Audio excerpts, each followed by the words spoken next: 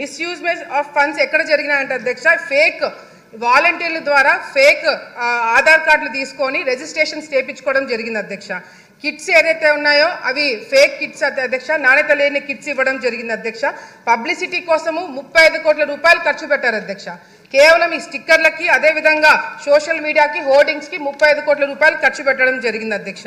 Win అయిన వాళ్ళకి అధ్యక్ష ఎవరైతే గెలిచారో first prize, second prize, third prize వాళ్ళకి డబ్బులు ఇస్తామని 12 కోట్ల రూపాయలు ఖర్చు పెట్టారని చెప్పారు అధ్యక్ష. వాళ్ళకి ఇంకా అకౌంట్లలో చాలా మందికి డబ్బులు పడలేదు అధ్యక్ష ఇంతవరకు కూడా.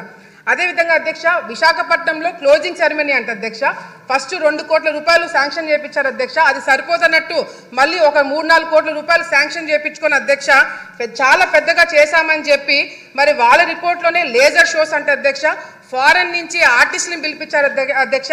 మరి ప్రైవేట్ సెక్యూరిటీని పెట్టుకున్నారంట అధ్యక్ష. మన రాష్ట్రంలో మన కళాకారులు ఉండగా ఇతర దేశాల నుంచి కళాకారులు ఎందుకు పిలిపించారనేది కూడా మాకు కూడా అర్థం కావట్లేదు అధ్యక్ష.